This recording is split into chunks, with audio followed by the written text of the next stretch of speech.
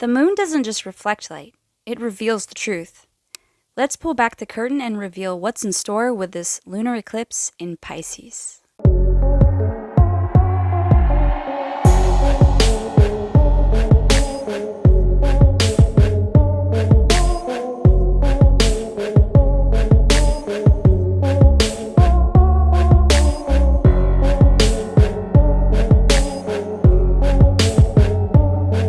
Hey guys, and welcome back to the Astro Lounge. I am your host and fellow astrologer, Jesse Jupiter.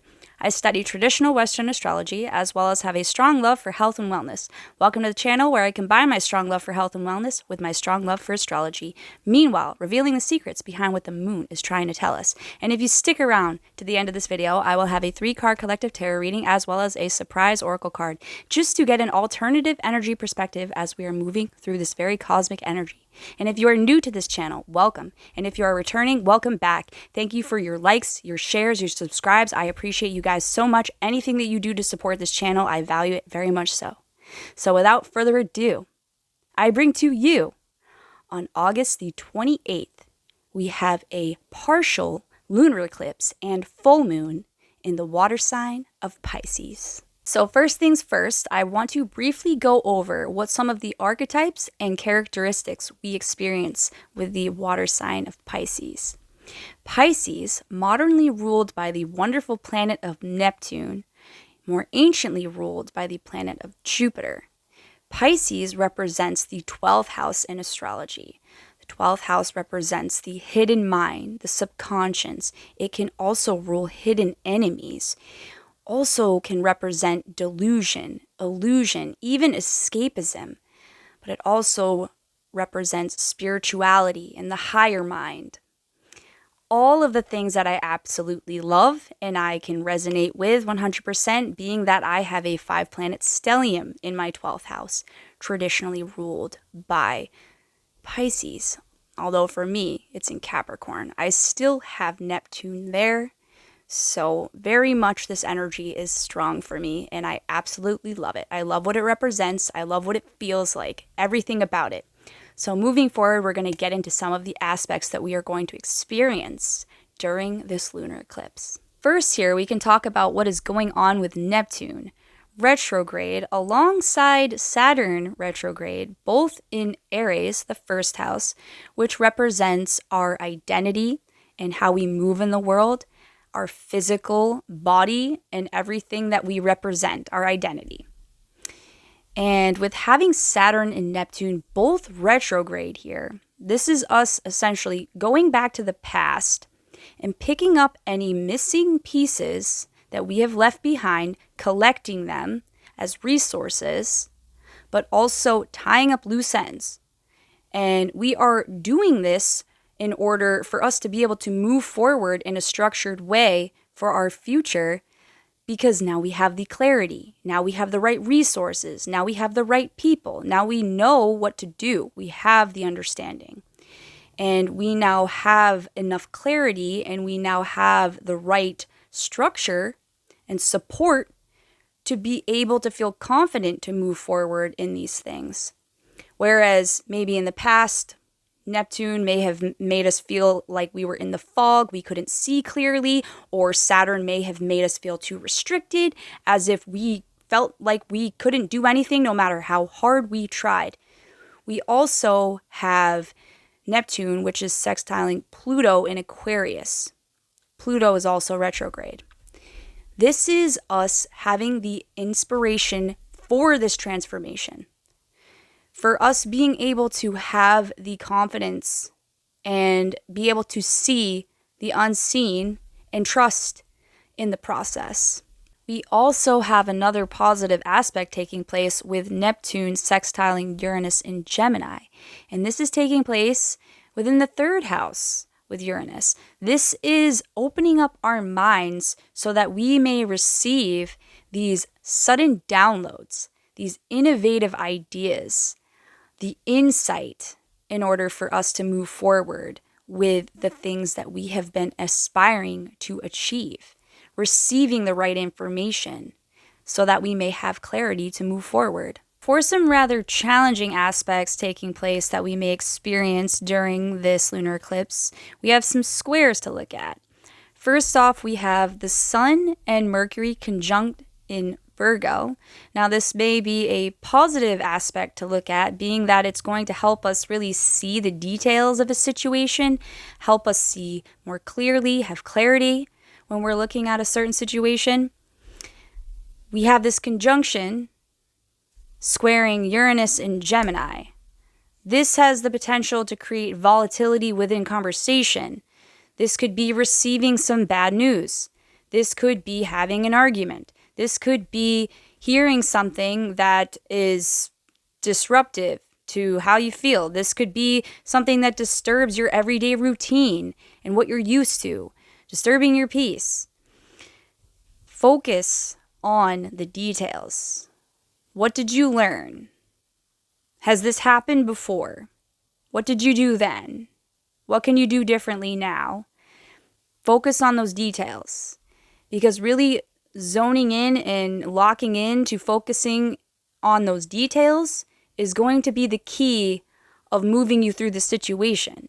Don't focus on how you feel in the moment. It may hurt, it may sting, but focus on the details. Focus on the proof that is being presented to you, the facts, the past results.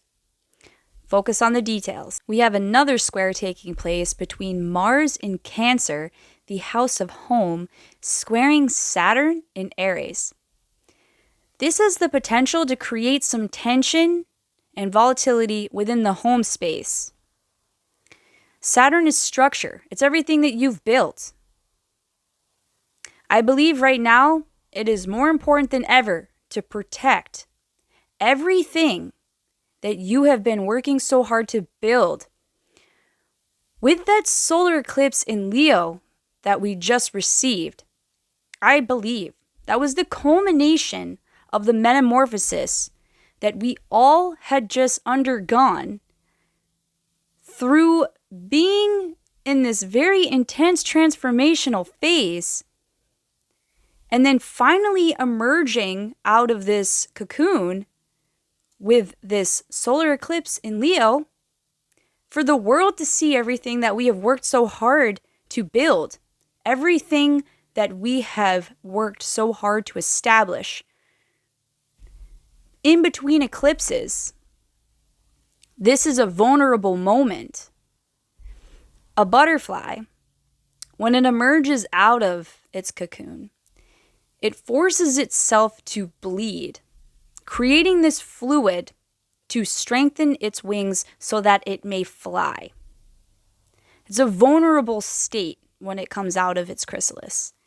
And I believe strongly this is where we are right now. We have to protect our energy. We have to protect everything we've built. We have to protect and safeguard everything that we have brought to life. So that's my little tangent for you guys. Protect your energy. Ground yourself during this time. Very important to ground yourself and protect everything that you love. So even though we have some of those challenging squares taking place, we have some very supportive trines helping us to move through this challenging energy. We first off have the moon in Pisces trining Mars in Cancer. This is essentially us having the emotional strength and resilience to be able to move through this difficult energy. We also have Uranus in Gemini trining Pluto in Aquarius. This is us having the transformational, evolutionary energy so that we may begin to learn how to think more critically in these challenging times. And lastly, we have Jupiter in Leo trining Saturn in Aries. This is structured expansion. We continue to grow. We continue to grow in a structure that can hold us. Whereas in the past, maybe The structure that we were in couldn't hold us, wasn't strong enough. We evolved out of that structure. We broke out of it. We broke the glass ceiling. We broke out of the glass house so that we could go to a structure that could handle our energy, that could handle our expansion, our growth. We grow, we evolve, we move up, we level up. And this means being able to move into a structure that can handle our expansion. So that's what I have for the astrology, guys. Some powerful energy. With this lunar eclipse in Pisces, this is very much about releasing what no longer serves you, letting go of what's dead, letting the cocoon just completely fall away. It's not, you can't take the cocoon with you. It's not going to do you any good. It's not going to help you on your road to evolution. Inevitably, you're going to fly to somewhere much better for you and much more expansive. The world is your oyster. And it's making space. We're making space for what is coming. Releasing what needs to go and letting it go.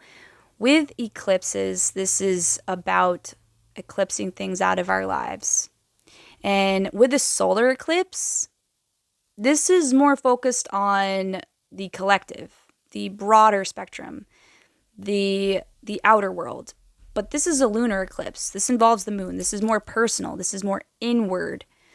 So this is releasing things that we are carrying internally and shedding the skins of what is no longer something that is going to come with us so that we can continue to evolve, and cutting those ties with the things that are dead, gone, and over with, so that you can make space for what is new, for what can help continue to help support you in your evolution as a human. The anatomy that is ruled by Pisces is, first off, the feet, the foundation of the body.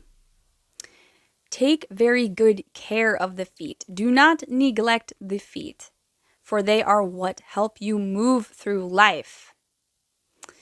Next, we have the pituitary gland, which is responsible for hormone production and our stress response, how it is that we handle stressful situations.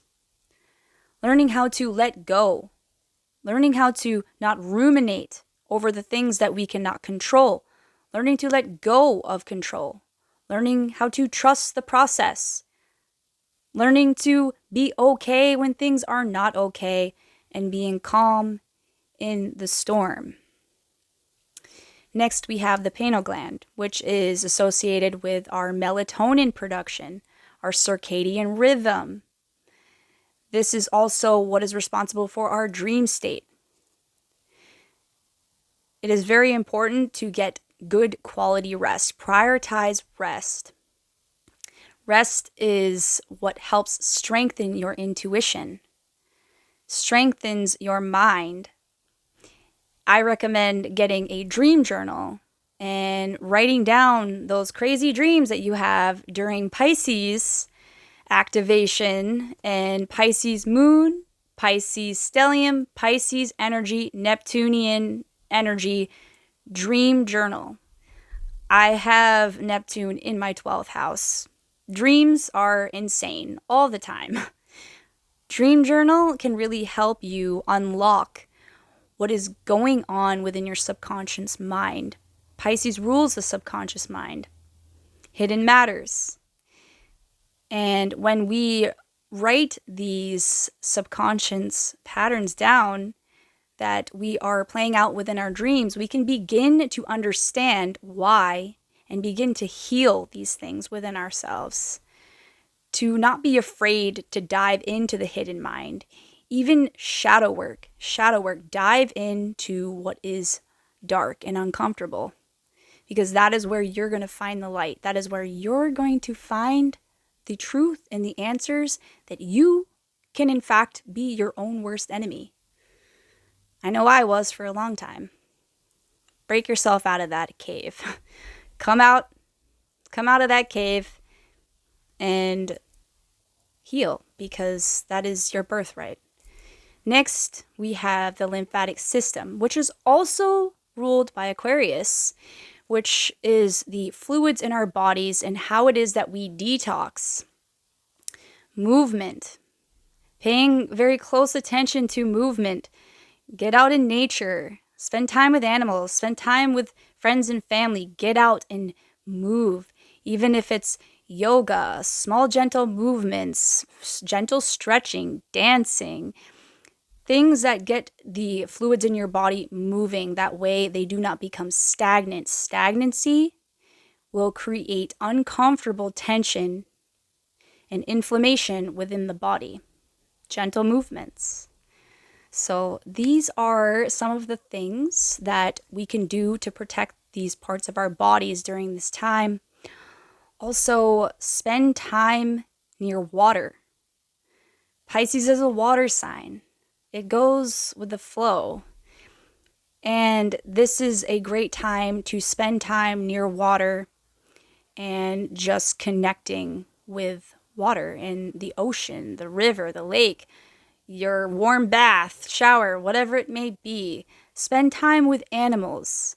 Pisces love animals. I absolutely don't know any single Pisces in the world that does not have an animal. It's just kind of a must for them. I know that with all of the Pisces energy going on in my chart, I must have animals, and they're in the background right now, just hanging out.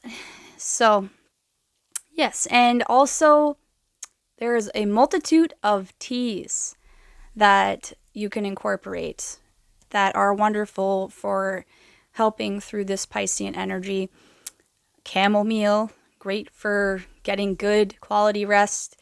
Lavender promotes good rest and relaxation. Ashwagandha helps to calm you. Also, lemon balm, very good at helping lower cortisol and just getting you into a state of relaxation. I also recommend during this time to spend time in solitude. Hermit mode is not the best in the world for long term, but during Pisces energy and with us coming into Virgo season, the Hermit card is Virgo. It is necessary to spend some time in solitude to not only really get to know yourself on a personal level, but to also have a better look at where you've been and where you're going and where you want to go and who you've been. We're in between right now. We're in between these eclipses with Leo and Pisces. This is the in-between. It's almost like we're in like a limbo state where we no longer associate with where we've been, but we have our foot partially in where we're going. We're still not there yet. We're in the in-between state where we're really trying to ground ourselves and root ourselves and preparing ourselves for what is coming. But that is entailing that we must leave behind what is maybe difficult to leave behind and really grieving the loss of what didn't work and grieving the loss of the things that just no longer are a part of you anymore and your reality, and moving towards the new reality where is currently being built and currently being incorporated. And you are in the in-between stage where you are just in a state of anticipation and preparation. And it is very much just a moment to be okay with what's next? What's next? There's a question of, now what? Be in that phase and just enjoy the moment of where you're going and enjoy the moment of who you've become and what you've let go of. So now we got a tarot card reading to get into. So this is my new deck. It's purple. It's called Lavender Edition. And I thought that this would be absolutely perfect for Pisces energy because lavender is a very good herb for sleep. So we've got our 3 cards, and first off, we have got the Page of Cups. And the Page of Cups points to, traditionally, cups would have water in them, representing a emotional abundance coming to you. But there is no water in this cup. There is a fish. And this person does not trust what is in this cup. He sees the illusion. And Neptune has the potential to present us with illusion and deception. He does not trust this grand gesture because there is no emotion behind it. He is being presented with a fish out of water. Water represents emotion. It is not genuine gift. It lacks emotion. It lacks any fulfillment. This fish would inevitably die without water. So it is a gift that is bottomless. So be very discerning.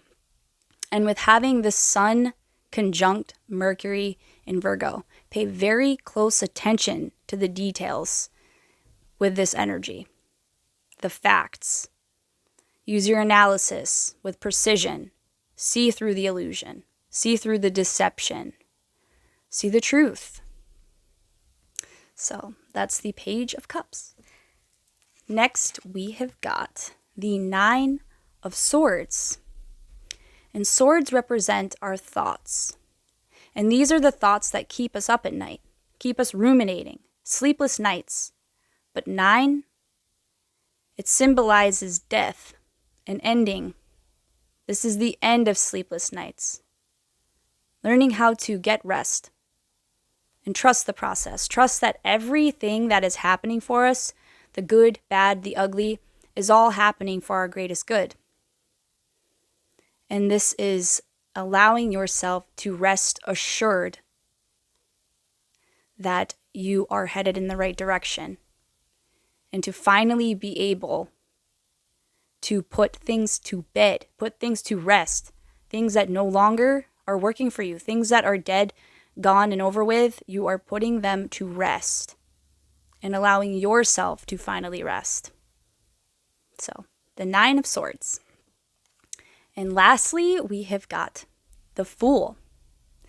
This is the Leap of Faith card. And with this Pisces energy, learning to let go and take the leap of faith and trust that no matter how far you need to jump to get away from the life that no longer serves you, that you will always land on your feet. Trusting that you are going in the right direction and having faith in the unknown. So that is the Fool. I have pulled an animal oracle card from the Animal Kin Oracle deck, and I have got for us the Moth, and it says awareness. All right. Just a small read here that I'll do for you guys. I'm not going to do the whole thing just because it's rather long. As a master of disguise, the moth uses colors and patterns on its wings to confuse, distract, and warn off predators. Interestingly enough, adult moths don't eat, which makes them the perfect role models for choosing not to consume and instead to simply absorb and enjoy the things in life that are free to all. This allows us to reach a truly heightened state of being. Moths also use a technique of celestial navigation to help position themselves in a straight path during flight. In this higher state of awareness, they show us that the art of trusting and knowing that there's a force at play much bigger and stronger than ourselves, and to see that no matter which path we take, it will be the one that the universe has assigned to us. Exactly what I'm talking about. Trusting in the unknown. And moths, they come out at night in the darkness. Just like Piscean energy in the dark, the subconscious mind of our dreams.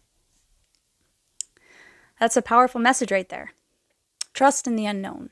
Trust that it's taking you to the right place, that the universe is aligning you with exactly where it was designed to put you in the first place. Just trust in it. So that's what I have for you guys. I hope you enjoyed the video. I hope you click and subscribe and become a part of this collective. And leave me comments. Let me know how this Pisces energy is affecting you. I would love to know. And I hope that you enjoy every second of this lunar eclipse in Pisces. Use it to your advantage. And really spend some time just enjoying life. Pisces is not only about the subconscious mind and the hidden matters in the fantasy land and escapism and deception, but it is also about play. Learn to play, have fun. Just take this brief window in between these two eclipses here and just simply enjoy existing. So with that, guys, I will see you in my next video. Keep looking up. Bye for now.